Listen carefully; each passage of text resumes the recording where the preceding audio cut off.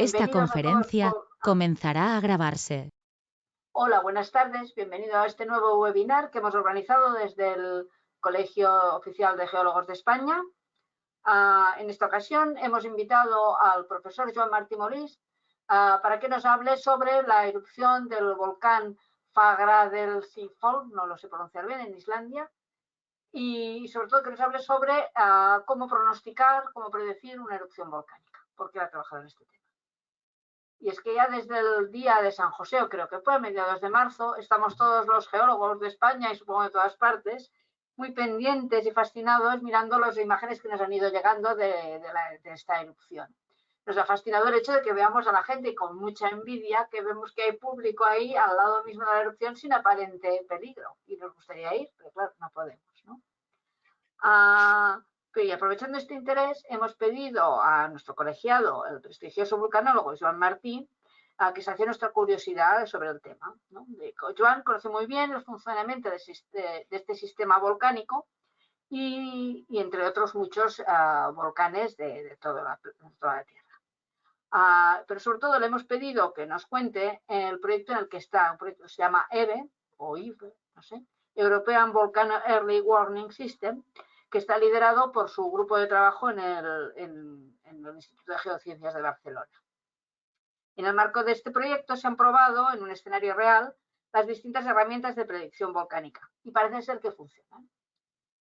Los investigadores de este proyecto realizaron durante los días previos a la erupción una serie de simulaciones y determinaciones de los posibles puntos en los cuales el magma podría salir a la superficie y generaron los mapas en los que señalaron los posibles recorridos de las coladas de lava que se podían haber producido durante la erupción. Toda esta información fue puesta a disposición de los servicios de protección civil de Islandia para poder anticiparse a los posibles escenarios planteados en esta erupción. Joan Martí nos va a hablar sobre este tema y antes que nada voy a presentar para los que no le conozcan quién es Joan Martí. Joan Martí es colegiado, fue profesor mío en la Universidad de Barcelona cuando hacía la tesis, fue doctor en geología por una tesis muy bonita sobre el vulcanismo estefano-pérmico en el Pirineo y que parece ser, por lo que me ha contado, que ahora vuelve a trabajar, o sea, vuelve a cerrar el círculo y vuelve a trabajar en esa zona, que os recomiendo que visitéis y que la podéis visitar con sus publicaciones, que he escrito muchísimas publicaciones sobre este tema. Es profesor de investigación en el CSIC, en el Instituto de Geociencias de Barcelona, el que hasta ahora se conocía como el Instituto Jaume Almera, y actualmente es el director de este centro. Él es especialista en vulcanología, física y riesgo volcánico. Y es director del Laboratorio de Simulación de Procesos Geológicos SimGeo. Desde el año 2000 es secretario de la sección de riesgo volcánico de la European Geosciences Union y de 2004 a 2007 y secretario general de la Internacional Asociación de Volcanología y Química de la Tierra. Y desde 2007 es secretario de la sección de vulcanología de la Comisión Nacional de Geodesia y Geofísica. Desde 2007. Es asesor científico de la Comisión Europea en materia de riesgos naturales para el 7º programa marco. Es exdirector del curso internacional de vulcanología y geofísica volcánica de la UNESCO y es director del curso de posgrado de vulcanología de la Universidad de Girona desde 2012. Es editor jefe del Journal of Volcanology and Geothermal Research de Elsevier y editor asociado a la revista Natural Hazards and Earth Sciences Studies entre 2006 al 2012. Es miembro del comité editorial de las Special Publication of the International Union of Geodesy and Geophysics del Cambridge University Press, es coeditor de los libros Volcanoes and Environment y Caldera Volcanismo. También, como divulgación, ha hecho un libro que es muy bonito, pequeñito, pero vamos, que está muy bien, que es Los volcanes que sabemos de los volcanes, de la colección CSIC de la editorial Catarata, donde se han publicado muchos temas de geología, también del Instituto Geológico. Y sobre todo es director de 30 tesis doctorales, que esto abruma bastante. La primera de ellas de un amigo mío, José María Michavila, compañero mío de curso, y de algunos otros que están aquí, veo, escuchando. Y nada más, yo creo que ya le podemos dar la palabra a Joan. Muchas gracias, Joan. Una cosa, por favor. Al final, cuando acabe su ponencia, se van a abrir un turno de preguntas. Os pedimos, por favor, que las hagáis por el chat y luego, si son pocas o lo podemos manejar, os daríamos la palabra y abriríamos el micro. Muchas gracias. Bueno, pues muchas gracias, Esther. Muchas gracias al Colegio de Geólogos por haberme invitado para dar esta charla, aprovechando este momento de actualidad que tiene esta erupción volcánica de Islandia, que la podéis seguir por la webcam que está instalada ahí, por tanto podéis ver al momento en tiempo real lo que está ocurriendo. Y de acuerdo con lo que Esther me pidió, pues os voy a explicar un poquito el trabajo que estamos haciendo nosotros, lo que hemos hecho, porque de hecho nuestro trabajo termina un poco con el momento que la erupción empieza. Y entonces ya hay que hacer un seguimiento directo de lo que está ocurriendo, pero el trabajo nuestro, de nuestro grupo y sobre todo el mío en particular, ha sido el avanzarnos a lo que podía ocurrir, ¿no? Y entonces en este caso, pues bueno, es un caso muy bonito, que es, digamos, de los que podría ser un caso de libro para poder explicar cómo funciona esto. Lo primero que veo aquí es que hay una L de más en alerta, pero bueno, por lo demás, más o menos este es el título que me propuso el colegio y que vamos a seguir para esta charla. Y que el índice será este que veis aquí. Primero os voy a explicar lo que es el proyecto IF. Unas pinceladas de lo que es la geología y geodinámica de Islandia y vamos ya a dedicar el resto de la charla a lo que es la nueva erupción, esta erupción que está ahora en marcha, explicando primero lo que es lo que llamamos nosotros volcanic unrest, que el volcanic unrest es un término inglés que significa inestabilidad o nerviosismo o intranquilidad, digamos, que sería el proceso por el cual un volcán empieza a manifestar que quiere entrar en erupción. Cómo esto se vio, cómo se siguió este proceso de unrest y ya finalmente cómo se desarrolla, cómo se inicia esta erupción. ¿Vale? Empezando por el proyecto, este proyecto es un proyecto europeo, que es un proyecto dentro del, digamos, de este programa marco que está terminando ahora, del Horizonte 2020, y que es un proyecto que está financiado por la Comisión Europea, pero por una parte específica que es la Dirección General de Protección Civil de la Comisión Europea.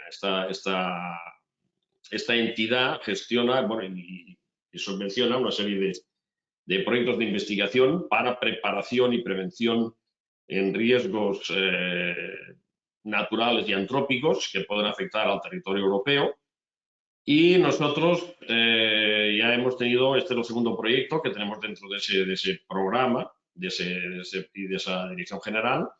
El primero fue para un desarrollo de la metodología de cómo afrontar lo que es la evaluación de la peligrosidad volcánica.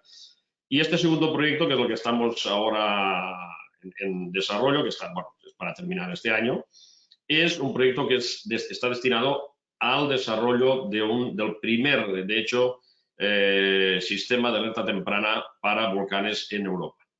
Es un proyecto es un proyecto de cooperación entre distintos grupos, en el cual estamos nosotros como parte del CSIC.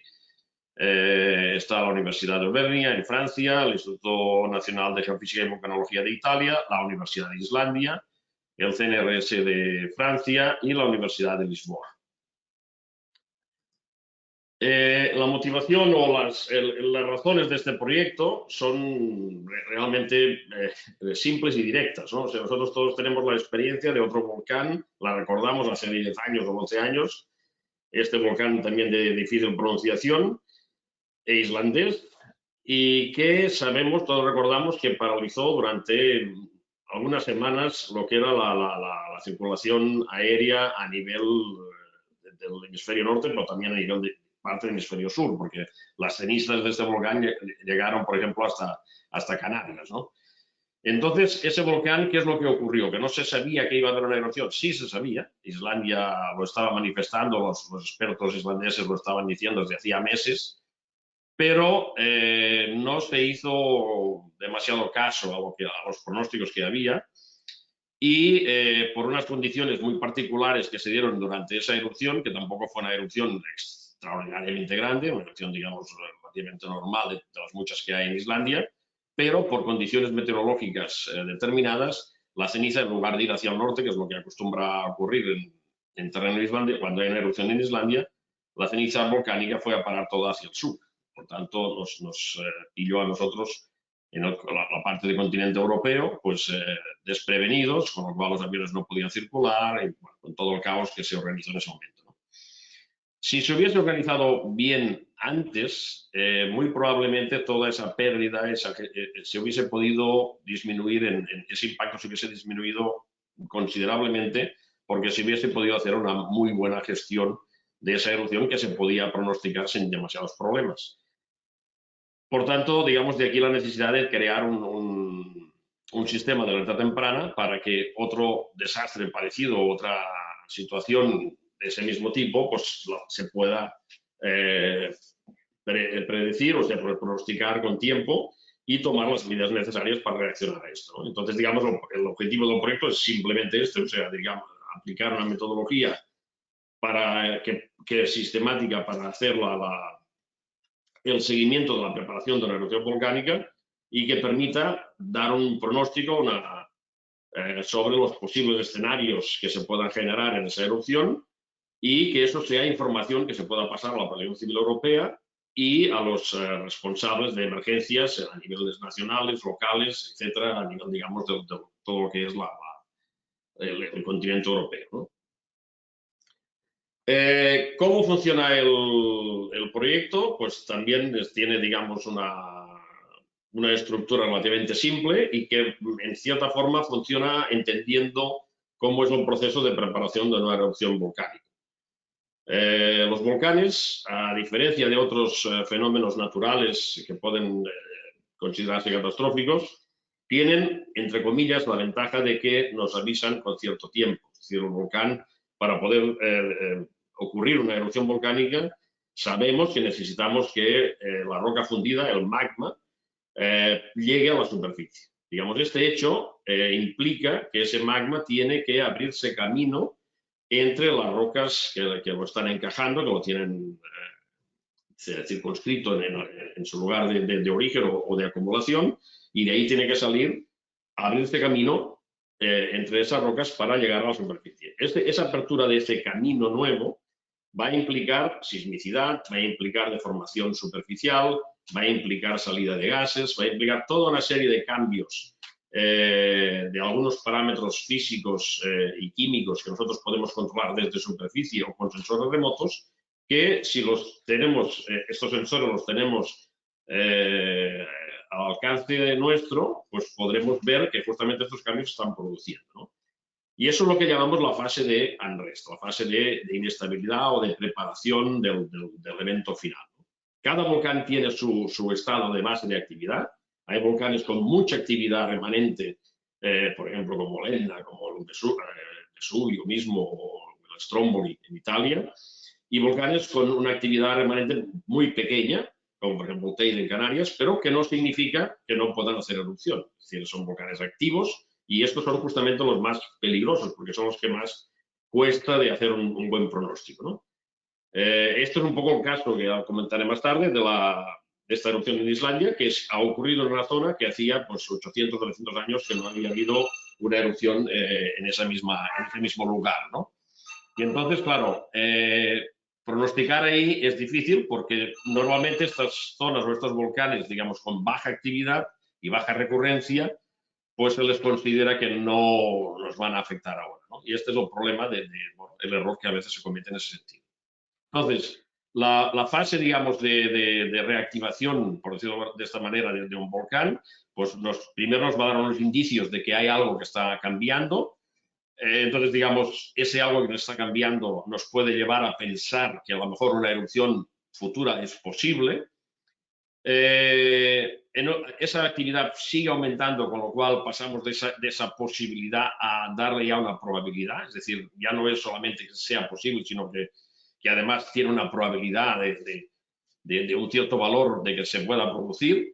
Y en ese momento, cuando vemos ese cambio, ese pequeño aumento en la actividad, es cuando deberíamos declarar la alerta. ¿Quién declara la alerta? Pues declara la alerta los expertos, los especialistas que están encargados de la vigilancia del volcán. Normalmente son observatorios vulcanológicos que tienen, digamos,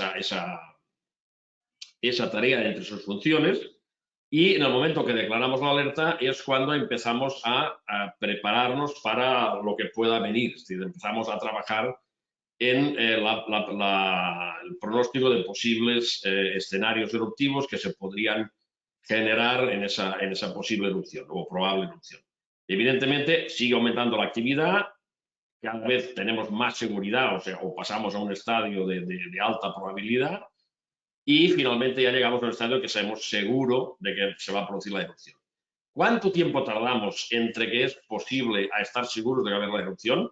Esto depende de cada volcán. Cada volcán es un sistema distinto, con particularidades distintas, con complejos fenómenos e interacciones físicas y químicas distintas en su interior, y eso determina que el tiempo, digamos, de preparación del estado digamos, de tranquilidad a tener la erupción, pues sea muy distinto. En algunos casos pueden ser años, pueden ser meses, pueden ser días, semanas o incluso pueden ser horas. Hay volcanes que hacen erupción prácticamente sin avisar.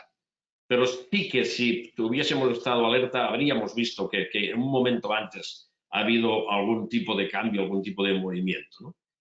Pero también hay el problema de que no todos los volcanes están vigilados, no todos los volcanes tienen sistemas de monitorización en tiempo real que permitan observar ese tipo de cambios. Y por tanto, pues bueno, la seguridad de que podremos adelantarnos a cualquier erupción, pues tampoco la tenemos de forma completa porque, repito, hay muchos volcanes todavía por vigilar, hay muchos volcanes por controlar, ¿no? Pero básicamente el mecanismo sería este que os comento, y la reacción que tenemos que hacer es exactamente, pues dependiendo de cada estadio en el cual estamos, aplicar las herramientas que nosotros tenemos en nuestra mano para primero poder evaluar cuál es la peligrosidad que puede representar una erupción nueva y después ir cambiando esos posibles escenarios eruptivos en función de cómo evolucionan esos parámetros de monitorización o de monitoreo de la actividad volcánica que estamos obteniendo en tiempo real. Porque esos parámetros, por ejemplo, nos pueden dar cambios en la localización de la sismicidad, cambios en la localización de la deformación, cambios en la localización de la salida de gases. Todo eso nos puede indicar cambios en la probabilidad del lugar donde va a salir la erupción, donde va a salir ese magma, y por tanto, dependiendo de que salga de un lugar o salga de otro, el escenario eruptivo que se puede generar o se puede predecir puede ser distinto. Por tanto, es muy importante hacer este seguimiento conociendo cómo se ha comportado el volcán en el pasado, pues y hacer ese seguimiento de cómo parece que la actividad se está desarrollando en el presente, ¿no? Esto sería un poquito lo que es, digamos, el proyecto. Nosotros lo que hemos desarrollado es una metodología que es una metodología que está compuesta de varios módulos, bueno, digamos, en el fondo al final acaba siendo una metodología que se basa en el desarrollo también de una herramienta, y esa herramienta tiene una serie de módulos que permiten obtener los distintas fases de conocimiento sobre lo que sería el entorno de ese volcán y lo que relacionaríamos con su posible peligrosidad o su posible riesgo. Y estas fases son el análisis espacial, es decir, saber qué lugar es el más probable de albergar la próxima boca eruptiva, el análisis temporal, que nos dice cuándo parece que podría haber una recurrencia o más probabilidad de que vuelva a haber una erupción, el análisis de los modelos, perdón, la determinación de los escenarios eruptivos a base de reproducir modelos de simulación de los distintos fenómenos que van asociados a una erupción volcánica. También el análisis de riesgo, o sea, hacer análisis coste-beneficio para la toma de decisiones, para saber si es más conveniente hacer un tipo de decisión, tomar otra decisión. Análisis de vulnerabilidad, saber cuáles son los elementos vulnerables, ya sean personas, animales o cosas, digámoslo así, pero cuál es su vulnerabilidad cuando se ven afectados por ese escenario eruptivo concreto. También determinamos el coeficiente de riesgo que cada volcán representa en función de su actividad pasada. Y después tenemos un módulo que lo que hace es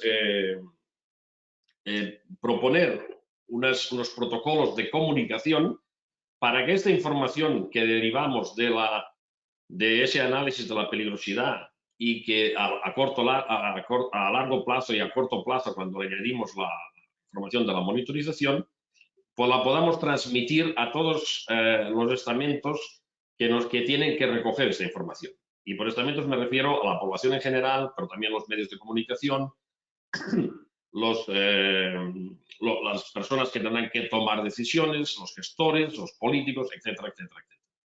Y el último tramo de toda esa metodología es el desarrollo de este sistema de alerta temprana. Es decir, toda esa información, cómo la transmitimos, cómo la trasladamos y en qué momento y de qué forma unitariamente a todos los receptores, que básicamente tienen que ser las protecciones civiles a nivel europeo, ¿no? Y eso todo es lo que nosotros hemos denominado plataforma VolcanVox, que es una plataforma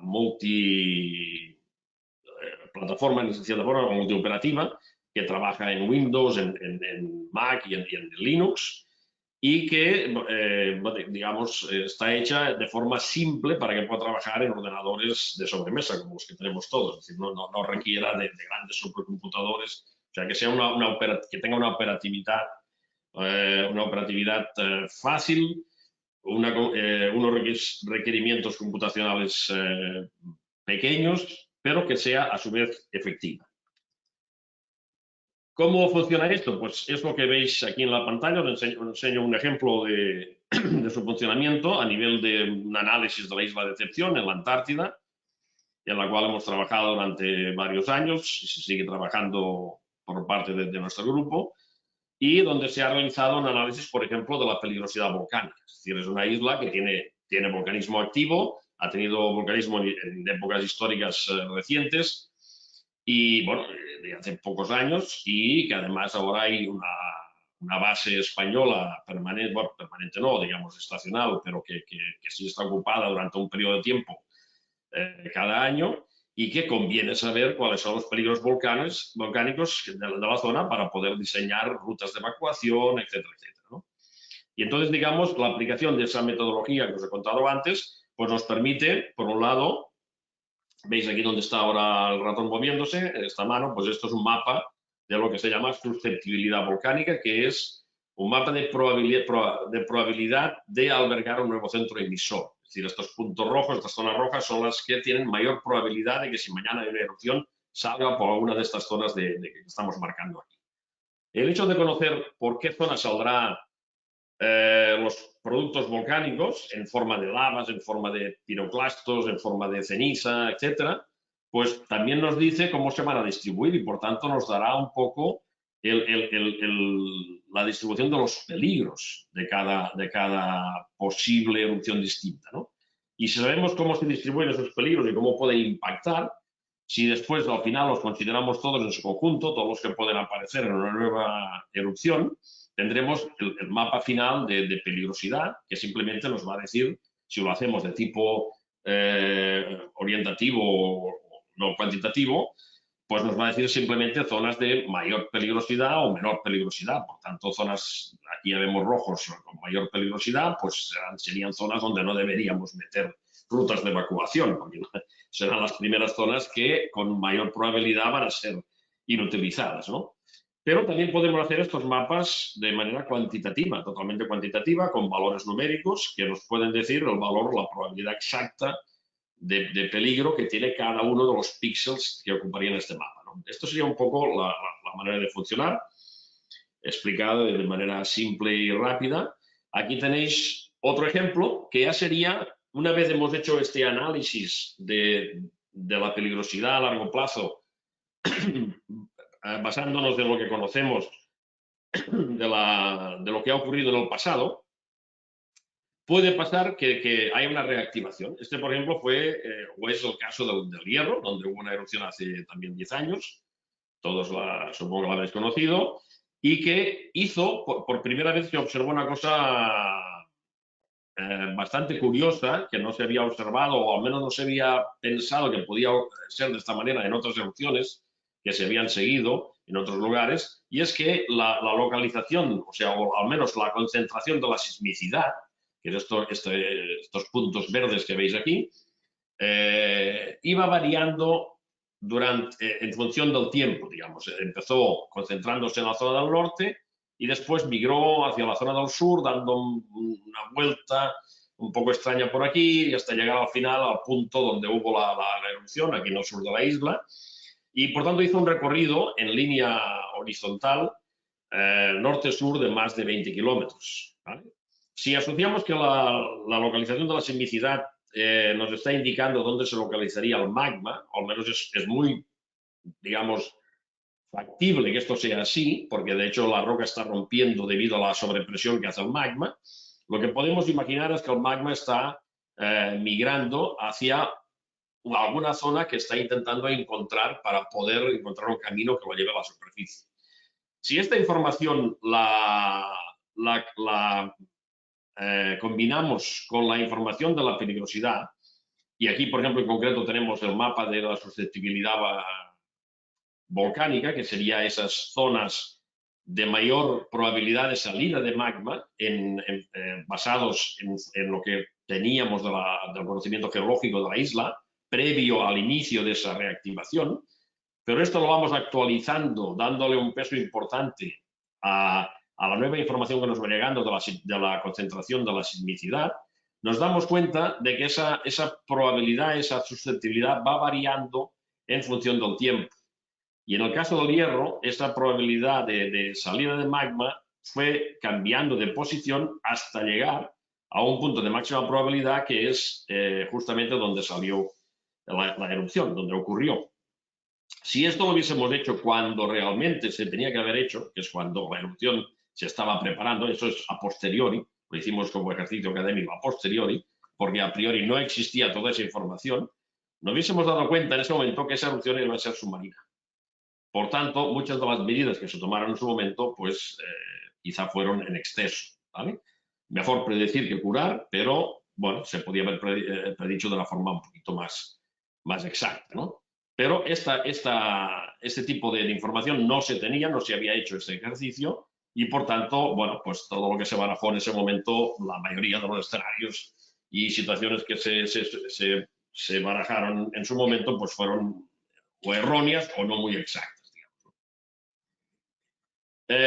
Otras cosas que puede hacer estos análisis pues son lo que os comentaba antes, análisis también de los patrones de evolución de cada uno de los parámetros físicos y químicos que estamos analizando. Es decir, podemos deducir si la sismicidad va a variar en el sentido de que va a aumentar o va a disminuir, la deformación igual, o sea, todo es en base a tratamiento estadístico de la información que vamos obteniendo y también podemos incluso comparar con volcanes parecidos qué es lo que ha ocurrido si tenemos información similar y eso es un poco, digamos, el trabajo que hacemos nosotros. Bueno, pues vamos a Islandia. Islandia ya sabéis dónde está en medio de la dorsal atlántica, es una zona de apertura donde se nos está separando la placa americana de la placa europea y está encima de una anomalía mantélica, de una púa mantélica que con el tiempo se ha ido desplazando del noroeste hacia el sureste, ¿no?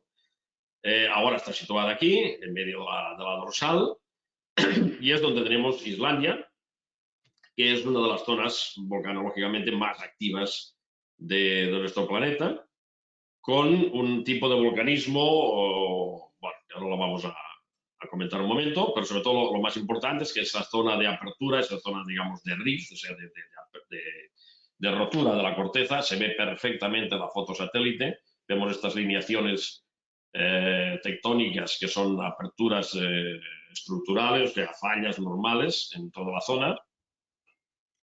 Evidentemente, si vamos en invierno, pues poco vamos a ver, porque esto es lo que se ve en épocas ya un poquito más fresquitas. Pero cuando la zona, digamos, en los meses de verano se puede trabajar bien porque la mayor parte de este hielo pues no existe, ¿no? Eso es lo que os comentaba antes, la zona de la migración de esa pluma mantélica, 70 millones de años, actualidad, veis que se ha desplazado sea, las placas encima de la anomalía mantélica. Y aquí tenéis la estructura un poco actual, en la cual básicamente se caracteriza por la presencia en la mitad norte de la isla de una zona de rift única, mientras que en la mitad sur tenemos una separación de ese rift inicial en dos, el rift occidental y el rift oriental, ¿vale? De los cuales el oriental es el que es el más activo actualmente, ¿eh? De hecho, esta última erupción del 2010 se produjo aquí, la de Bardarbunga en 2015 se produjo aquí, y por tanto la preocupación del organismo, que es el Instituto Meteorológico de Islandia, que se encarga de la vigilancia de los volcanes y de la declaración de la alerta, pues su gran preocupación siempre es esta zona de aquí del rift oriental. Sin embargo, la zona del rift occidental es una zona que igualmente debería preocupar porque en el pasado, y en el pasado aquí nos estamos refiriendo a casi 1000 años para atrás, ha sido una zona también muy activa, aunque en el presente pues no lo era, o no lo era tanto, o prácticamente nada, ¿no? Y la gente de la Universidad de Islandia con los que nosotros trabajamos sí estaban preocupados por esta zona y por eso decidieron incluir la península de Reykjanes, que es esta zona de aquí, donde está Reykjavik aquí, digamos, como una zona piloto en los proyectos estos que hemos tenido de la Comisión Europea. Y entonces nosotros desde hace años estamos estudiando esta zona, un poco, digamos, a contracorriente de lo que piensan muchos otros de los científicos en Islandia, de que las zonas que hay que controlar eran estas de aquí, ¿no? Pero bueno, nosotros, digamos, teníamos nuestro interés en esta zona de la península de las Reykjanes. Y bueno, esto sería un poco la distribución de los sistemas volcánicos activos. Ya veis que mayoritariamente se concentran en esta zona que os decía del este. Y aquí, en la zona oeste, pues aparentemente, digamos, la actividad es mucho menor y además mucho más antigua. Otra cosa interesante aquí en Islandia es el tipo de composición. Ya sabéis que vosotros que los magmas están asociados al marco geodinámico en el cual se generan. Y entonces no todos los mismos marcos geodinámicos o digamos, ambientes tectónicos generan el mismo tipo de composición. Y la composición del magma es la clave para entender cómo va a poder ser la erupción que se va a derivar de ahí. Entonces hay erupciones más explosivas, erupciones más lámicas, y todo depende del tipo de magma que entra en juego. En Islandia hay magmas de tipo toleítico, magmas de tipo alcalino, magmas transicionales. No hay magmas calco-alcalinos, como los que se desarrollan en zonas donde hay una corteza continental muy gruesa, tipo los Andes. Pero en Islandia también se generan magmas de tipo riolítico, altamente explosivos. Y esto es un proceso bastante particular de Islandia, que es debido a la alteración hidrotermal de la corteza oceánica, que cuando se recicla, cuando es asimilada por el magma basáltico que viene del manto, puede generar composiciones de tipo riolítico, con lo cual, digamos, aunque mayoritariamente es un volcanismo basáltico, hay también erupciones altamente explosivas de magmas muy diferenciados dentro de la serie toleítica. Pero a nivel, digamos, general, si vemos Islandia, estamos viendo un ambiente geodinámico extensivo de zona dorsal oceánica clásico. En cuanto a los sistemas de alimentación y sistemas magmáticos desde su interior, pues, a ver, hay muchos modelos, porque evidentemente esto es algo que no, o sea, así como vemos la superficie y podemos trabajar la geología de superficie, lo que hay en el interior ya entra más dentro del campo, a veces de la especulación o incluso de la imaginación, ¿no? Hay datos geofísicos, realmente Islandia es de los países con mayor información geofísica, mayor volumen de información geofísica de alta calidad. Es desde los sitios donde hay mediciones de campos de esfuerzos puntuales in situ. Eso es poco corriente. Aquí tienen un montón de sondeos con sensores, tienen montones de campañas geofísicas. También la petrología de los productos volcánicos ayuda a entender cómo son estos magmas que hay que hay en el interior y cómo evolucionan, pero ya veis que los modelos, pues bueno, pueden ser cosas muy dispares. Y esto que estoy enseñando aquí es el modelo para una misma erupción. Por tanto, digamos, bueno, veis que hay disparidad de criterios, ¿no? Claro, Islandia, yo me imagino que lo que comentaba antes Esther, es un tema que nos, bueno, y ahora sobre todo si hay una erupción, pues todo el mundo tiene ganas de ir. Ya os digo ahora que si no estáis vacunados del COVID no se puede ir, porque os van a tener encerrados 20 días. Si estáis vacunados y lleváis la cartilla esa que dice que estáis vacunados y sanos, sí os van a dejar entrar. Pero bueno, Islandia pues tiene sus auroras boreales, estos el 5 de septiembre del 2015. Una época muy rara para ver ese tipo de fenómenos, pero bueno, sería una situación anómala cuando estuvimos ahí. Pero lo que sobre todo tiene son unos paisajes realmente bellísimos, con zonas erosionadas, con productos volcánicos y estructuras volcánicas realmente impresionantes. Calderas volcánicas, esta por ejemplo es la caldera de Askja, es un volcán grande, de los grandes que hay en Islandia, y que han servido para avanzar mucho en la volcanología moderna. Esta, por ejemplo, es el primer ejemplo que se estudió en detalle para identificar que el proceso de mezcla de magmas es uno de los disparadores más frecuentes de las erupciones volcánicas. Y también tienen otros ejemplos, pero sobre todo ya de procesos eruptivos más, digamos, de historias que han ocurrido durante procesos eruptivos, ¿no? Esto es la isla de Imaiei, donde en las islas están al sur de la isla principal, y algunos se acordarán de que esto es una erupción del 70 y pocos, de cuando hubo esta erupción, cómo intentaban parar el avance de las lavas sacando agua del mar, con las mangueras de los camiones de bomberos, en fin, ¿no? Era una lucha titánica del hombre contra la lava, y consiguieron pararla justo antes de que llegasen a las factorías de procesado de pescado que tienen aquí en el puerto. Esto es lo que más les preocupaba, no perder esto y sobre todo que no se les cerrase la entrada al puerto que tenían para poder dejar los barcos pesqueros dentro. Otra erupción, esta es la del 2010, pues bueno, una erupción freatomagmática porque el volcán estaba debajo del glaciar, fundió el hielo, esa agua entró en el conducto volcánico, se mezcló con el magma y hubo un proceso de freatomagmatismo, que es lo que generó toda esa ceniza que nos llegó aquí a nosotros, ¿no?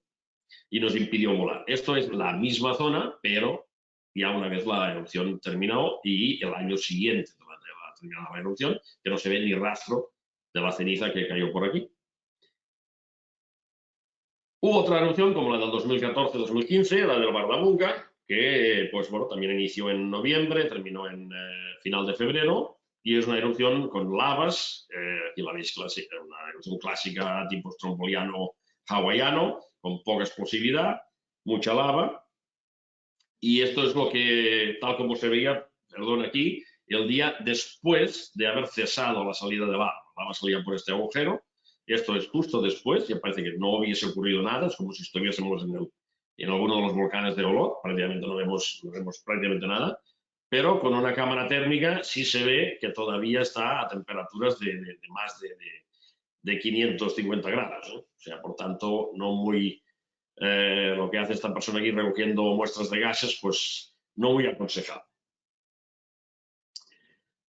La zona de Reykjanes, os he dicho, la península esta que está en el suroeste de la isla de Islandia, es una zona claramente afectada por este rift del occidental, con unas líneas, unas fracturas perfectamente definidas, y esta es la ciudad de Reykjavik, la capital de Islandia. Entonces, la preocupación del grupo islandés cuando iniciamos esta colaboración en estos dos proyectos era justamente estudiar esta zona por la potencialidad de que si había una erupción aquí, afectase la zona de Reykjavik. Independientemente de que si la probabilidad de tener una erupción aquí era mayor o menor que en la zona del Rif este que os he enseñado anteriormente, ¿no? Debido a esto, hicimos el ejercicio mismo que os he enseñado antes para la isla de Decepción en la Antártida, pues lo hicimos aquí en esta zona, estudiando cuáles eran las zonas con una mayor probabilidad de albergar un centro emisor nuevo. Es decir, caso de que hubiese reactivación, por dónde creíamos que podrían salir estos magmas. Evidentemente, estas zonas son todas estas zonas en rojo, bueno, asociadas a las zonas de rift, de las fracturas, pero no todas las fracturas tenían la misma probabilidad, algunas tenían 0, otras tenían probabilidad muy alta, porque dependía un poco de la edad de cada una de estas fracturas. Bueno, esta es la información de la que nosotros partíamos. Habíamos hecho también un análisis de posibles escenarios eruptivos, es decir, si hubiese una erupción hoy, pues qué se producirían, lavas, piroclastos, las lavas hacia dónde irían, etcétera, etcétera. Y así estuvimos trabajando hasta que el día 24 de febrero empezó la reactivación de la zona. Es una reactivación, una sismicidad grande en toda la isla, en toda Islandia, pero sobre todo en la zona de Reykjanes, cosa que sorprendió a mucha gente porque algunos seguían insistiendo que sí, que parecía que se estaba acumulando magma aquí, que es posible que esto también ocurriese, pero despreciaban esta zona por no haber tenido erupción reciente, ¿no? Pero bueno, esta sismicidad ya marcaba un inicio de algo extraño. También, al mismo tiempo, se observó deformación del suelo, de la superficie, a través de satélite. Estos son interferometría SAR, durante varios días, en el mes de febrero o el mes de marzo, y se observaba que había una concentración de deformación justamente en las zonas que coincidentes con el mapa de susceptibilidad que nosotros habíamos hecho tiempo atrás, ¿no? Estos eran los escenarios de susceptibilidad, es decir, de probabilidad de salida de magma que nosotros íbamos generando cada día en función de la llegada de nueva información de las redes de monitoreo de la zona. Este, por ejemplo, es del día 9 de marzo. Ya veis una zona aquí concreta. Esto era a partir de ese mapa de susceptibilidad, se realizaban los escenarios eruptivos, que básicamente en esta zona se consideraba que el peligro mayor eran las lavas. Entonces lo que hacíamos es simular para ese mismo día, el 9 de marzo, la salida de lavas a partir de los puntos donde nosotros habíamos encontrado mayor probabilidad de que saliese el magma, ¿no? Y esto serían las zonas que quedarían inundadas por lavas en el caso de generarse la erupción, tal como nosotros decíamos. Aquí sería otro día, otro cálculo de la susceptibilidad un día después, o 2 días después, aquí es el día 11, y el mismo ejercicio, es decir, primero la susceptibilidad, después el escenario eruptivo, aquí básicamente otra vez con lavas. Y esto es este es el del día 13, o sea, otra vez identificando las zonas con mayor probabilidad de salida de magmas. Aquí ya vemos que apareció una zona nueva muy al norte, pero seguíamos centrándonos en esta zona de aquí, central, y el escenario que le correspondía eruptivo pues sería esta zona de aquí con distintos colores en función de la probabilidad de tener mayor afectación o menor por el flujo de lava. Y el día 19, el día de San José, este era un poco la perspectiva, digamos, en 3D de lo que era la concentración de la sismicidad. Y aquí había una zona clarísimamente con el magma ya un poco más superficial, el magma empezaba a subir, y que marcaba una zona, digamos, donde se concentraba esa sismicidad. A partir de aquí se hizo el mapa de susceptibilidad, donde se identificó una zona de mayor probabilidad, con una zona más, digamos, más caliente en la parte central, o sea, con mayor probabilidad todavía, que es esta zona más roja, aquí en medio. Y a partir de aquí se hizo el escenario eruptivo que correspondería a esta zona, con la emisión de lavas. Y esto es el día, fijaros bien, el día 19, el mismo día de que inició la erupción, pero unas horas antes, ¿vale? Entonces esto fue por la mañana, nosotros lo estábamos terminando, creo que era al mediodía, y la erupción empezó a las 6:30, me parece que fue. Y esto es ya un poco más tarde la foto satélite de la zona donde estaba saliendo el magma. Esto es una imagen de Landsat, Landsat 8, donde estamos viendo ya la zona de acumulación de magma en superficie, que es exactamente la zona que estaba predicha aquí. Exactamente. Con lo cual, digamos, tuvimos un acierto del 100% en este caso. Fijaros bien, aquí es la sobreposición del mapa de susceptibilidad que os he enseñado antes con respecto a la zona donde realmente estaba saliendo el magma, es decir, se acertó en ese sentido, o sea, el pronóstico fue correcto. Y además, este era el escenario real de las lavas que estaban saliendo en este mismo, la simulación que nosotros hacíamos, ya sabiendo cómo se estaban emplazando y para ver si nuestro escenario coincidía con lo que realmente estaba ocurriendo. Y coincidía también a la perfección con lo que realmente estaba ocurriendo. Y eso es la erupción ya en directo en su momento. Eso es una foto de los pocos, me parece que son las pocas horas después de haber empezado la erupción, un par de horas o 3. Ya vemos la fisura, la emisión de las lavas que ya se van sobreponiendo unas con otras, y a partir de aquí pues ya se desarrolló la erupción. A partir de ahí se van formando los salvideros, estos típicos por acumulación de escorias, encima de la propia fractura o fisura eruptiva, y la salida de la lava, del magma fundido, que se va emplazando, pues bueno, en este caso concreto es una zona relativamente llana y por tanto que tiene un emplazamiento relativamente lento y por tanto, bueno, pues digamos se crea el espectáculo. Fijaros bien que aquí estas lavas están todavía calientes y ya se están empezando a enfriar la parte de la corteza, la parte exterior, formando esas cortezas ya medio tipo lava acordada, pero rompiéndose también, o sea, formándose un poco de mal país, o lavas A. Y aquí ya vemos los primeros observadores, básicamente gente de la universidad, de los que trabajaban en la observación de los volcanes del Instituto Meteorológico.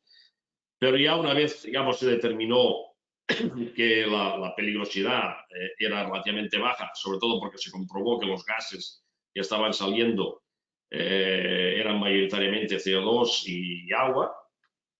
Digamos, se hizo una zona de acordonamiento. Eso es una cosa que los islandeses tienen muy claro, tienen mucha experiencia en esos temas. Al inicio de la erupción aquí no entra nadie, solamente los expertos de protección civil y algún científico, y es cuando ya tienen seguridad de lo que está ocurriendo que permiten o no la entrada digamos, de observadores externos, ¿no? Porque no solamente es lo que se ve, sino que también hay que tener en cuenta lo que no se ve. Los gases pueden ser realmente peligrosos y por tanto no es tan fácil ni tan recomendable acercarse aquí sin saber lo que hay. Pero eso lo tienen bien controlado, los islandeses en ese sentido nos tienen que enseñar mucho de cómo funcionan en momentos de crisis, en erupciones volcánicas, y tenemos que aprender mucho de esta gente. Bueno, aquí tenéis un poquito más de imágenes del desarrollo de la erupción. Las lavas, lógicamente, siempre se van a ir emplazando a favor de la topografía, cubriendo las zonas más deprimidas, rodeando las zonas que tienen topografía un poquito más pronunciada. Y bueno, y estas formas, las que queráis, en el sentido de que se van invadiendo unas encima de otras. Y es un buen ejemplo de cómo funcionan las corrientes de lava. Es una erupción que puede llegar a ser un modelo didáctico para entender el mecanismo de formación de las lavas, del emplazamiento de esas corrientes de magma, porque se ve perfectamente cómo van formando esos ríos y cómo se van acanalando, formando esos levés a ambos lados del canal principal, etcétera, etcétera, ¿no? Estos ya son fotos hechas desde el helicóptero. Y nada más, esto es todo lo que os puedo explicar hasta aquí, hasta hoy, de esta erupción y de cómo se preparó y de cómo nosotros fuimos capaces de pronosticar pues, lo que podía ocurrir. Muchas gracias por vuestra atención. Muchas gracias, Joan. Se me oye, ¿no? ¿Se me oye? Sí, sí. Vale. Muchas gracias.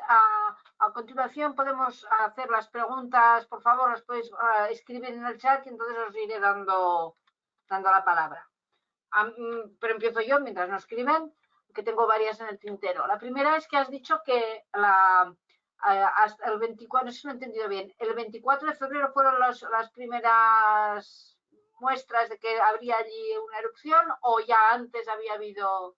Bueno, la realidad es que el movimiento en la zona empezó un año antes. Empezó en enero, finales de enero del 2020, digamos, ya justo antes de que nosotros entrásemos, un mes antes de entrar en el confinamiento. Porque me acuerdo que estaba en Granada y recibí un email de esta gente enviándome a las imágenes de los primeros sismos y tal. Pero esta fase de actividad de hace más de un año se paró. A mitad de 2020 paró, no hubo más actividad o muy poquita, y vuelve a empezar en febrero, mitad de febrero de este año, del 2021. Y desde entonces hasta la erupción. Muy bien. A ver, una pregunta al Ilustre Colegio Oficial de Geólogos, no sé si es Manuel. ¿Puedes preguntar, Manuel? O el que tiene Ilustre Colegio Oficial de Geólogos, que igual es una delegación. Sí. El Ilustre Colegio Oficial de Geólogos, pero no sé por qué sale ahí. En cualquier caso, mi pregunta es ¿cuánto va a durar la erupción? Porque yo tendré la segunda vacuna en 10 semanas, con lo cual yo quiero ir a ver un volcán en erupción y sería muy interesante. Es posible que la puedas ver. Esta erupción, la parte, digamos, difícil ahora de pronosticar es lo que va a durar. Pero si miramos en las erupciones anteriores, porque de las erupciones estas de 800 años atrás hay registros históricos, pueden durar varios años, incluso decenas de años. Podría estar funcionando en esta erupción, haciendo lo mismo que está haciendo ahora, pero durante mucho tiempo. El tiempo que duran estas erupciones siempre depende un poco de la tasa de emisión que tienes, ¿no? O sea, de la cantidad de magma disponible que hay, que en Islandia es una cantidad, digamos, alta, por la facilidad que hay de fusión de rocas. Y, por tanto, aquí podríamos estar hablando, o sea, si comparamos con lo que duraron otras erupciones parecidas en la misma zona, podríamos hablar de varios años, incluso decenas de años. Muy bien. Pues un momento, una cosa. Entonces, por favor, ¿puedes hablar con tus colegas islandeses para preparar nuestra visita oficial en julio o agosto? No hay ningún problema y os reciben encantados. O sea, no, en ese sentido yo creo que no hay ningún problema. Si de verdad queréis ir en plan, digamos, un poco grupo y que os enseñen cómo funciona y tal, sí, no habría ningún problema. De hecho, yo tengo que ir, o sea que... Quedas emplazado. Muy bien. Vale, pues seguimos en contacto. A ver, Juan David Álvarez, puedes abrir micro y cámara si quieres también, así te vemos. Si puedes. Se está grabando, Esther. Vale, pues no, entonces no. Bueno, Juan David, puedes preguntar tú, si no formulo la pregunta. Sí, pues mi pregunta era si han pensado aplicar este tipo de modelos en volcanes sudamericanos, en otro tipo de contexto tectónico también. Sí, esto lo estamos aplicando también estamos trabajando en volcanes en Sudamérica y Centroamérica. O sea, en México hemos trabajado en Costa Rica, en Salvador. Justamente en Salvador yo dirigí una tesis doctoral sobre el volcán San Miguel y aplicando exactamente las mismas técnicas. Estamos trabajando ahora en Costa Rica, en el Irazú. Hemos trabajado en el Poás, y en los Andes también hemos trabajado en varios volcanes, en el Copahue, hemos hecho cosas de ahí. Entonces, digamos, en Perú estamos ahora mirando también algunas cosas y básicamente es lo mismo. Es decir, ¿qué requiere hacer para poder hacer esto? Es un buen conocimiento de la geología del volcán. Es decir, una de las cosas, nosotros aquí en volcanología trabajamos como en dos partes, que desgraciadamente muchas veces van por separado y que deberían ir juntas. Pero, bueno, digamos, una es la parte, digamos, geológica, o sea, saber qué ha ocurrido en el pasado en un volcán determinado, y la otra parte es la vigilancia. La vigilancia pues está más en manos de geofísicos, de geoquímicos, personas, digamos, que controlan esas variaciones de la actividad actual del volcán, ¿no? Pero si no juntamos las dos cosas, es imposible hacer un buen pronóstico, porque a lo mejor con la monitorización podrás decir a lo mejor cuándo parece que va a empezar la erupción, pero te va a ser difícil decir dónde y cómo va a ser la erupción. Esto lo tienes que hacer juntando la geología. Por eso aquí la geología es muy importante. O sea, no se puede prescindir. O sea, desgraciadamente conozco algunos casos en que se ha prescindido de la geología y ha sido un auténtico desastre. Entonces, digamos, aquí lo que hay que hacer es primero trabajar, sobre todo cuando el volcán todavía no está dispuesto a reactivarse, es cuando hay que hacer la mayor parte del trabajo. Conocer cómo ha actuado en el pasado. Es lo que nosotros llamamos la evaluación de la peligrosidad a largo plazo. Eso es fundamental. Muy bien, Juan David, ¿desde qué por tu acento veo que eres sudamericano, ¿desde qué país hablas o estás aquí, estás en España? Sí, soy estudiante de geología colombiano. Ah, en Colombia, muy bien, muchas gracias. ¿En Colombia tenéis buenos expertos? Sí, ahí tienes volcanes también, de verdad. Muchos volcanes. Has dicho también que no había gases que no había gases peligrosos, o sea, no se sabe qué tipo de gases pueden salir antes de que haya la erupción. Bueno, dependiendo un poco, eso está muy relacionado con la composición. Aquí en el caso concreto de estas lavas, lo normal es que salga muchos compuestos del azufre, CO2, evidentemente, agua, vapor de agua también. Pero en este caso concreto, cuando lo analizaron, porque esto es lo primero que hicieron, la mayor, digamos, no había una concentración de gases nocivos muy alta. El problema básicamente aquí era el CO2. El CO2, porque el CO2 no lo controlas y ya sabes que lo que hace es desplazar el oxígeno y te puedes, te puedes morir por asfixia, ¿no? Pero por anoxia, pero realmente las cantidades eran relativamente bajas, al menos por los informes que he visto de aquí. Muy bien. ¿Alguna pregunta más? No veo más preguntas, Jolín. Espera, que no he Sí, bajado. Esther, tengo pregunta. ¿Quién? Carlos, este es Carlos García Arroyo, te digo quién es, Joan. Carlos García Arroyo es piloto, sí, es geólogo y piloto de Iberia, ha sido piloto, ahora está retirado de piloto. Y ha dado varias charlas en el colegio sobre la afectación de las cenizas volcánicas en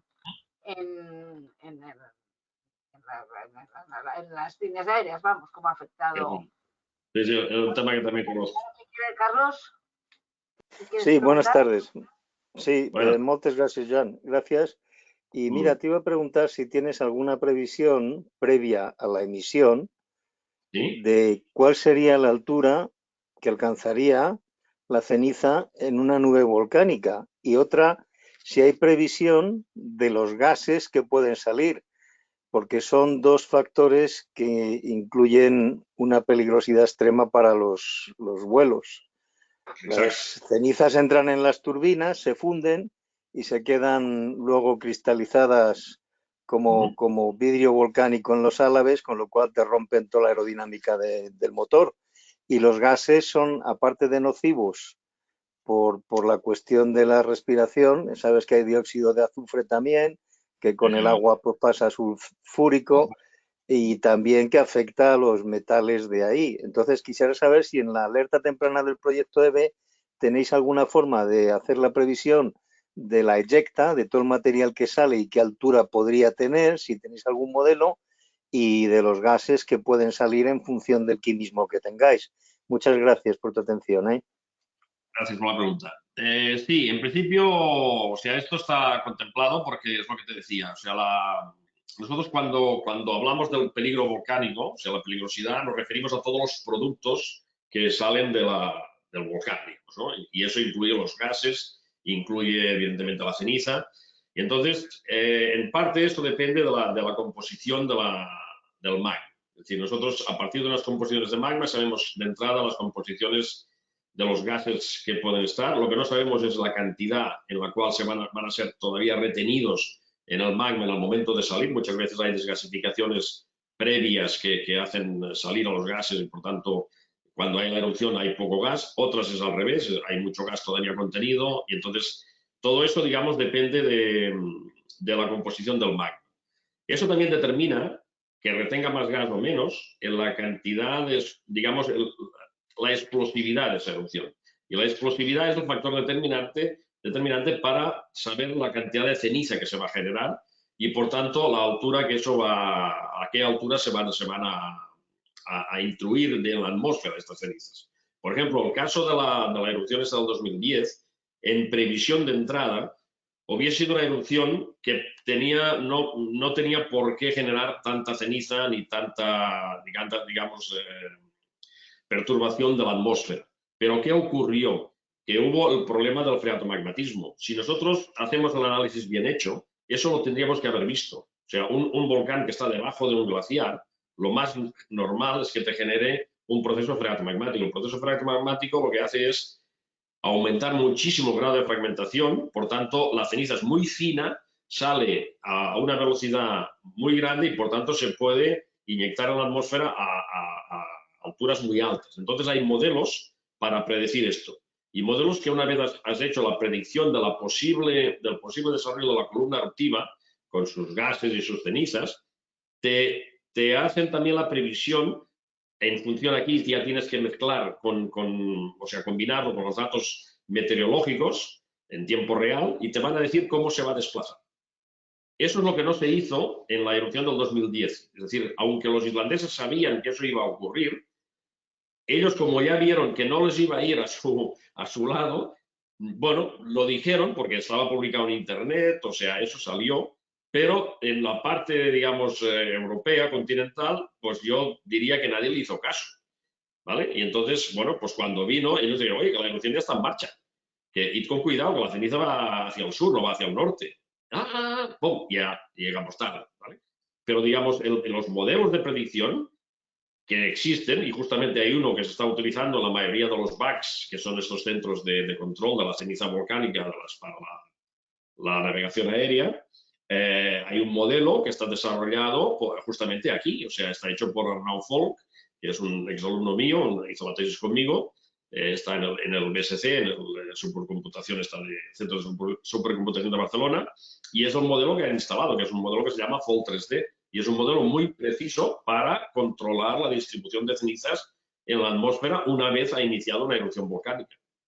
O sea, por tanto, sí se puede hacer y se puede hacer con bastante precisión antes de que empiece. El problema es eso, o sea, haber hecho el trabajo cuando tocaba, ¿no? No cuando ya es tarde, porque entonces, claro, el problema es tarde, yo puedo decirte dónde va a ir, pero va a ir ahí, o sea, no vamos a tener tiempo de tomar muchas medidas, ¿no? Entonces, pero si lo hacemos antes, sí que podemos avanzarnos. Sí, sí. Muy bien, pues muchas gracias. Gloria G, no sé si eres Gloria. Gloria, ¿puedes preguntar? Sí, hola. Hola. Hola, Gloria. Bueno, pues, conforme he hecho la pregunta he visto que estaba regular formulada. Realmente mi pregunta era sobre si la eficiencia del modelo es igual de impresionante, como ha sido en este caso, ¿no? En Islandia, en magmas de cualquier tipo de composición o en cualquier contexto tectónico. O en este caso ha funcionado especialmente bien, dada la localización especial que tiene Islandia. No, a ver, te diré, aquí justamente es una situación difícil, porque o sea, los volcanes tenemos como dos extremos de sistemas volcánicos. Uno son los sistemas volcánicos centrales, como podría ser el Teide, ¿vale? Un estratovolcán que tiene un cráter central con, ojo, muchos cráteres y muchas zonas de salida alrededor, pero lo tenemos todo centrado en una zona, digamos, bastante concreta. Y después están las zonas de volcanismo, digamos, monogenético, fisural, como ese caso que está ocurriendo aquí, o como sería la zona de la Garrocha, aquí en Cataluña, que cada erupción es distinta, sale por sitios distintos, no sabemos por dónde va a salir, si por aquí, por allá, y no repiten en el mismo sitio, ¿no? Entonces, cuando te enfrentas a una zona de estas, es realmente a nivel, por decirlo de alguna manera, estadístico, matemático, es más complejo de elaborar el pronóstico. El sistema nuestro, que es un sistema que no es único, o sea, hay otros parecidos que usa otra gente, funcionan bien en todos los sistemas volcánicos. Y esta vez nos ha funcionado bien en un sistema que de entrada podía ser complejo, porque son sistemas más impredecibles que el hecho de tener una erupción en el Vesubio, que a pesar de que también puede salir por los laterales, y eso hay que verlo y por tanto habría que ajustarlo con datos de sismicidad del momento, pero la mayor probabilidad sería de que saliese por el cráter central. Entonces, en ese sentido, yo diría que sí, que lo hemos probado, esto lo probamos en el Niragongo, lo hemos probado en varios sitios desde que lo estamos desarrollando y funciona muy bien. O sea, ahora, lo que pasa es que repito lo que he comentado antes, funciona bien si tienes la información geológica. Es decir, si prescindes de la geología, te falta una información básica que no te va a permitir hacer un pronóstico bien hecho. Vale, muchísimas gracias. Gracias a ti. Muchas gracias. A PC, por favor, no sé quién está detrás de las siglas PC. Que pregunta si se sabe. Sí, soy. ¿Se me escucha? Sí, dinos quién eres y vamos, si no te importa decir quién eres. Sí, bueno, me llamo Aitor. No, solo quería preguntar que a qué se debe la ausencia prolongada de actividad en esta zona. Bueno, que según tengo entendido, la actividad previa en la escena de la erupción actual es de hace 800 años. Sí. ¿A qué se puede deber eso? O sea, ¿qué hace que haya habido un espacio tan prolongado? Pues justamente lo que acabo de decir al responder la pregunta anterior. Esa diferencia entre un sistema monogenético y un sistema poligenético o central, el sistema central normalmente está asociado a la presencia de cámaras magmáticas superficiales, es decir, que tenemos el magma acumulado en un lugar relativamente cerca de la superficie, unos pocos kilómetros, 2, 3, 4 kilómetros, 5, me da igual. Pero en los otros sistemas, como por ejemplo este de aquí de Reykjanes, no hay cámaras magmáticas superficiales. Por tanto, el magma tiene que venir de la zona de origen, básicamente. O de zonas más profundas, por ejemplo, de la zona de discontinuidad entre el punto, que aquí ya está es bastante profunda, varios kilómetros.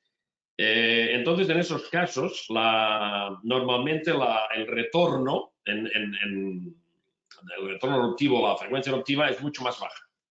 Eso, por ejemplo, si observas una zona con mayor perspectiva geológica, por ejemplo, la zona, vuelvo a nombrar la Garrocha, que la conozco bien, se observa que durante los últimos 700.000 años se han producido varios momentos eruptivos. Varios momentos me refiero a, por ejemplo, separados del orden de 20, 30.000 años cada uno, y dentro de cada uno de esos momentos eruptivos, varias erupciones, pero varias erupciones separadas 1.000, 2.000 años una de otra, ¿vale? Y es porque lo que marca el registro, la recurrencia eruptiva hay dos factores, la acumulación de magma, la producción de magma y la acumulación. Es decir, si el magma se puede acumular y volvemos a reactivar esa cámara, es más probable que tengamos una frecuencia más alta. Pero no es el caso de aquí de Reykjanes. Por tanto, esa frecuencia que ahora, si la miramos en perspectiva geológica, nos daríamos cuenta de que la última fue hace 800 años, la penúltima es 1700, no sé cuánto es, y así, digamos, con esa distancia de tiempo, es un tiempo de recurrencia relativamente normal para este tipo de volcanismo.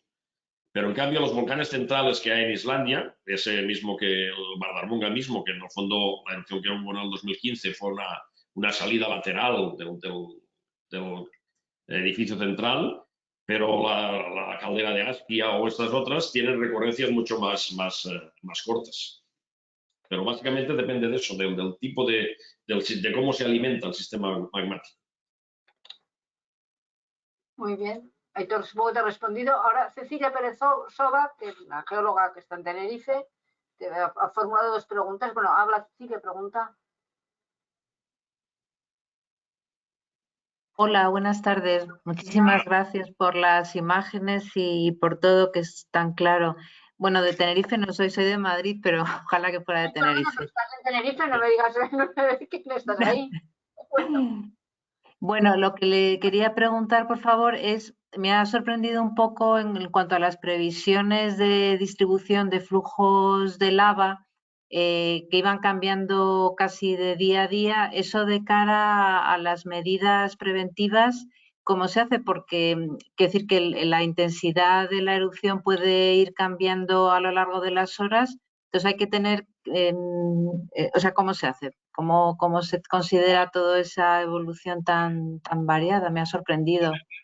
A ver, lo que a nosotros nos interesa es la zona mayor, digamos, ¿no? No el detalle exclusivo del canal principal o de la zona de mayor probabilidad en cada momento.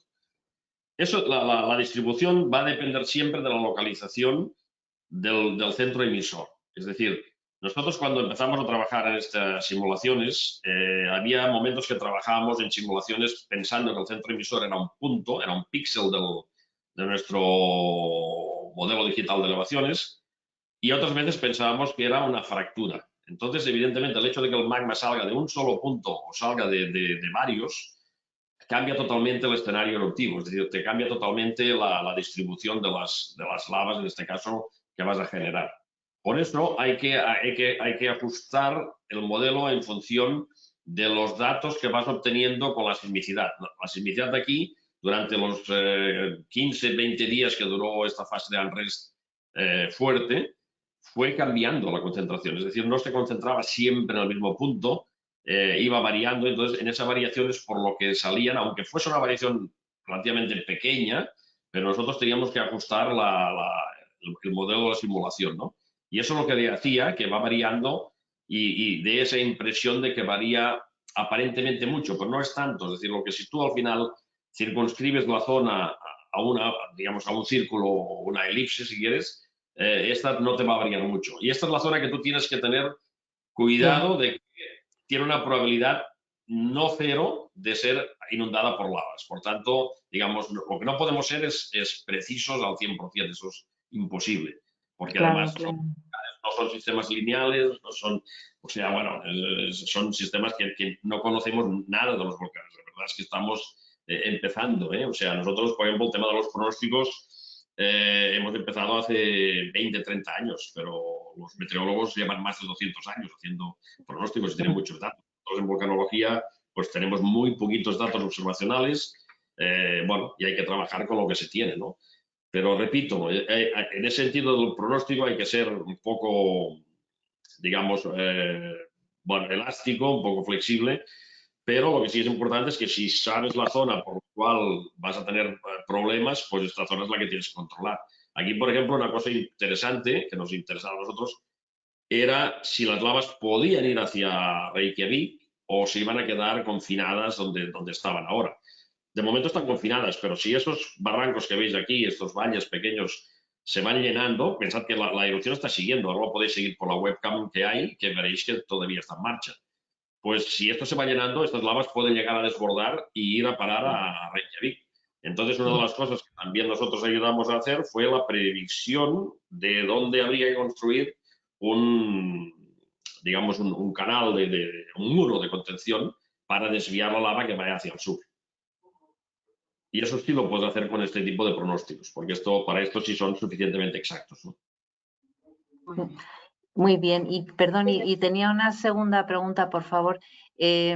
Has comentado antes que si los islandeses hubieran tenido en cuenta las previsiones que se estaban remontando meses antes, se podría haber evitado tanto impacto como tuvo, ¿no? Sobre todo en la parte de vuelos, etcétera. ¿Cómo se podría haber evitado? O sea, o aminorado. Aquí el problema no fueron los islandeses. Los islandeses hacían su trabajo y lo hacían bien. Y dijeron lo que iba a pasar. Fue que no había un receptor oficial a esa información por parte de fuera de Islandia, digamos. Ya, pero ¿cómo se podría ver, o sea, sabiéndolo y que todo el mundo hubiera tenido en cuenta todo esto, cómo se podría haber aminorado una cosa así? Pues desarrollando el sistema de alerta temprana.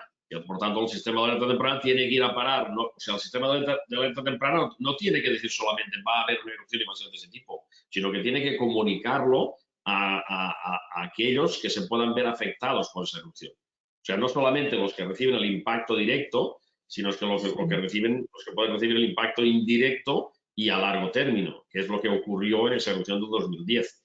O sea, ellos a nivel suyo lo tenían muy bien controlado los islandeses, o sea, no tuvieron ningún tipo de problemas, porque ya digo, yo recuerdo mirar la web donde estaba la información diaria. Ellos cada día publicaban los pronósticos y publicaban la información de la monitorización, etcétera, etcétera, y estaba muy claro el tipo de fenómeno que se podía generar. Y 3 meses antes, que ya empezó la erupción en otro lado, después la erupción migró hacia donde al final se concentró, ya se podía ver. Entonces, digamos, si hubiésemos aplicado esos modelos atmosféricos de los que hablábamos antes, se hubiese visto que las condiciones que variables de cada día, que en ese momento se concentró una zona hubo un problema de concentración de zonas de altas presiones y bajas presiones que hicieron que los vientos viniesen de norte a sur, pues en el momento que tomes esto, sabes que si la erupción la tienes en ese momento y la ceniza se levanta, como se estaba previendo que podía levantarse varios kilómetros, te va a mandar las cenizas para abajo. Eso fue un problema de falta de coordinación, es decir, de no estar preparados para escuchar. Porque no había nadie que recibiese esa información. Yo me acuerdo que en ese momento, porque me tocó a mí, España estaba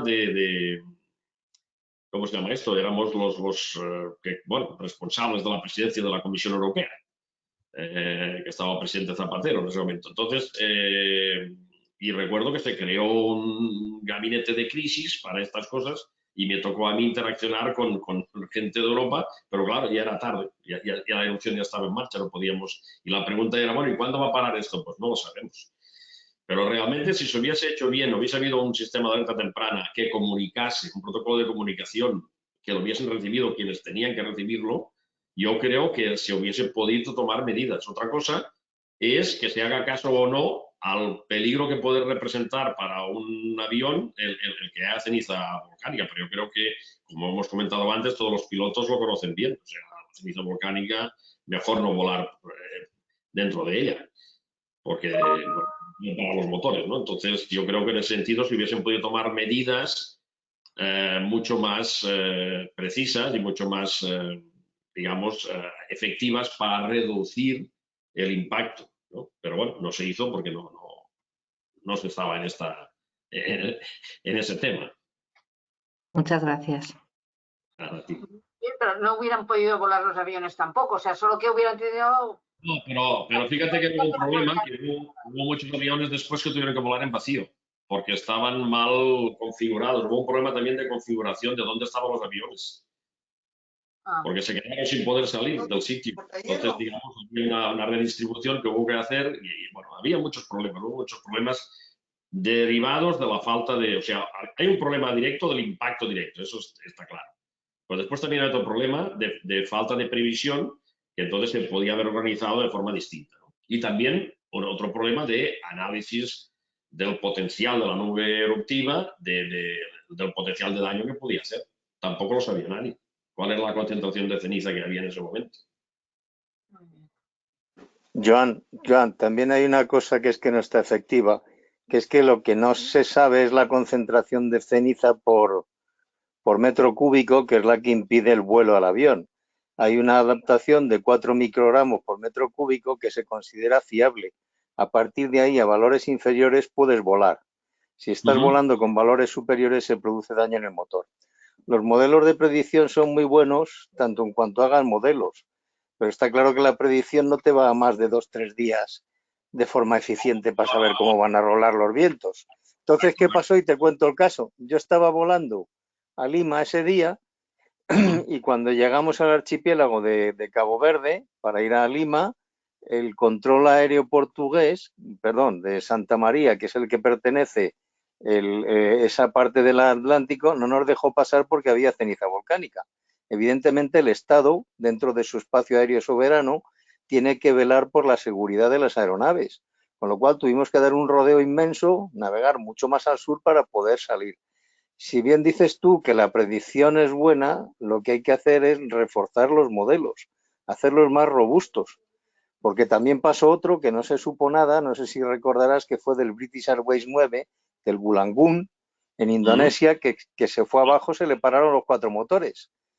Y de lo que dicen los irlandeses, curiosamente, yo fui a un congreso que me envió la Federación Internacional de Pilotos de Líneas Aéreas, se sentían un poco apenados los islandeses por lo que habían generado con esa mentalidad nórdica y nos convocaron pues a pilotos, controladores y líneas aéreas y querían ver qué era lo que pasaba. Y ahí, como dices tú, estaba el vulcanólogo, tu colega Sigurdsson. El colega Sigurdsson expresaba que había sufrido la fragmentación del magma en una fase secundaria que era la que entraba en el caldero en superficie con unión del agua. El agua que había fundido en la propia lava ascendente había producido otra siguiente de gasificación. La primera por expansión en el cono cuando se expande y la segunda arriba, que eso fue lo que dices tú, que fue totalmente mortal. Eso fue lo que hizo una ceniza muy fina y como estaba tan bien confinado, pues salió con mucha velocidad hacia arriba y llegó a alturas. Quizá lo que debas tú decir que los modelos hay que hacer una previsión más larga, porque es que luego sabes tú que estando en suspensión tarda mucho en caer las partículas muy finas. Se mueven a merced del viento. Y eso que dices tú, pues es francamente buenísimo, saber si se puede reforzar el modelo para que tenga una duración mayor de pronóstico y previsión. Pero claro, ahí entras con... Ya. No, a ver, se puede hacer, perdona que te corte, pero digamos, y tienes razón en que evidentemente los pronósticos de cara a movimiento por temas atmosféricos o meteorológicos, pues te van a durar los 2 o 3 días máximos que puedes tener, ¿no? Pero tú puedes hacer modelos más robustos de la propia dinámica eruptiva. Porque, por ejemplo, en este caso concreto, el predecir que la erupción iba a ser freatomagmática, eso era inmediato, es decir, el saber que la ceniza iba a fragmentarse mucho más debido a la entrada de agua, eso era inmediato porque el volcán es que estaba debajo del glaciar. O sea, cuando empezó la erupción empezó en una fisura que estaba fuera del glaciar y fue migrando hasta que entró en el volcán central, que es este famoso que tampoco me acuerdo el nombre, ¿no? Pero ahí fue el gran problema. Si hubiese continuado todo donde estaba la primera fase eruptiva, no hubiese pasado nada. Nosotros aquí no nos hubiésemos ni enterado.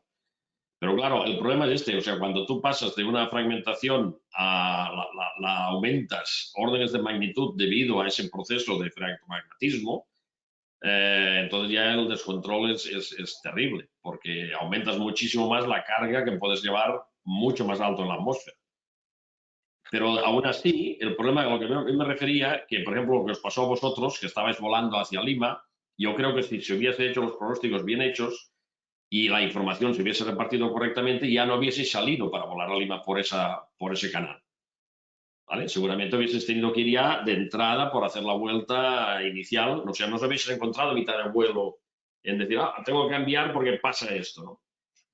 A eso me refería un poquito, que creo que en este caso falló no en tanto la predicción ni los pronósticos que se hicieron, sino que falló un poco la coordinación, es decir, a dónde va esa información, quién la recoge y quién hace caso de esa información.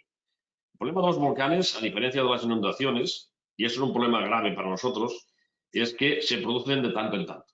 Entonces, digamos, la memoria falla enseguida, es decir, ya no nos acordamos de esa erupción del 2010. Yo recuerdo cuando hubo esa erupción, movimientos de trabajar, por ejemplo, empresas aeronáuticas con científicos para meter ceniza en los motores y tal. Yo recuerdo la Rolls-Royce ahí ¿cómo se llama esto? En Bristol, en la fábrica esta de Bristol, que tiene los motores estos que hacen ahí de los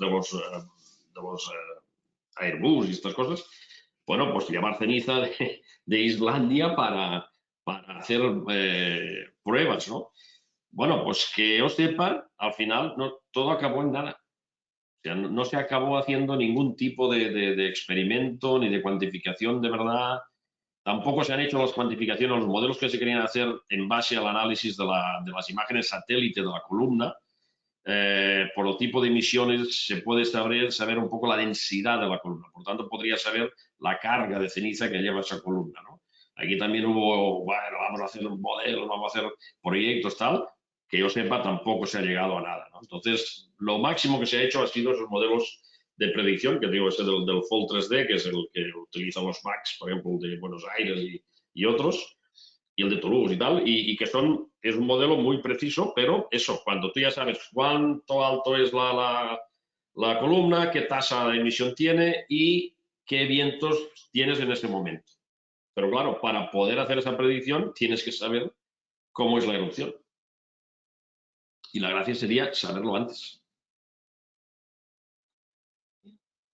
Bueno, pues yo creo que muchas gracias. No veo más preguntas aquí. Si alguien quiere hacer otra, pues que abra el micrófono. Lo que sí te digo es que, bueno, mucha gente te da las gracias por la conferencia. Te ha gustado. A mí me ha gustado mucho. Hemos aprendido mucho. Si alguien más tiene una pregunta, que abra el micro. Y si no, dejamos ya de grabar.